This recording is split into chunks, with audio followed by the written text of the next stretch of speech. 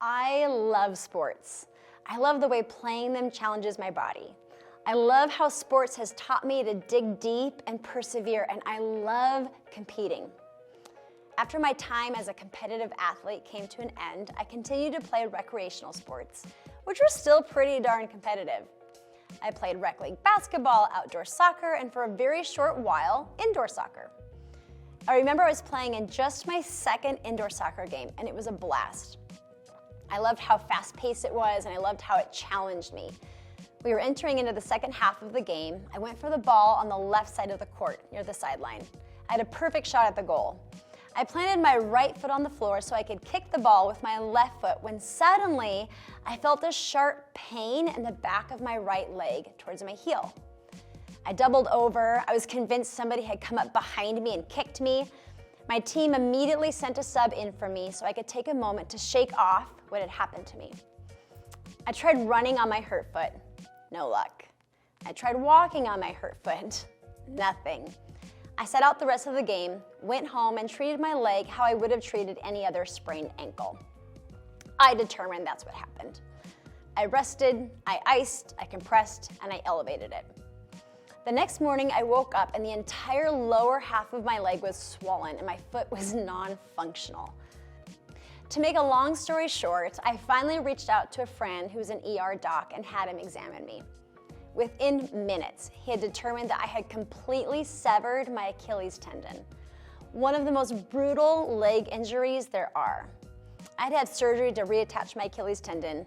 I was on crutches for 2 months. I was in a walking cast for 2 months after that, and I had to undergo 4 months worth of physical therapy. The recovery was awful. I remember my first day in physical therapy. I was ready to go. I wanted to run again. I wanted to play sports again. I was bound and determined to make this happen. My physical therapist examined my foot and said, "I want you to write the alphabet with your toes."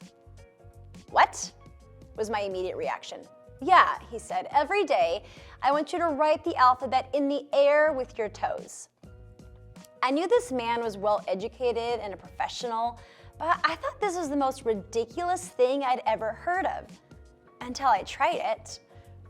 My first day doing my physical therapy homework was so discouraging.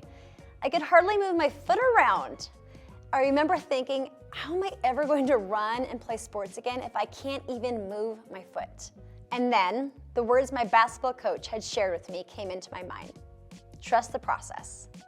I realized that I needed to keep my end game goal in mind, but right now, I needed to just focus on air writing the alphabet with my foot. So I did. I can't even tell you how much patience it required. Every day, I did what my physical therapist told me, and for a long time, it felt like it wasn't working. Until one day, I started to see just the slightest bit of progress. It didn't happen overnight. It required patience and discipline and trust in my physical therapist. It was over 1.5 years before my foot was back to 100%, but I came back stronger as a whole person, physically, mentally, and emotionally. Nobody said it would be easy, and nobody said it would be fast. Trusting the process requires an awareness of where you want to go, a plan to get there, dedication to that plan, and lots of patience.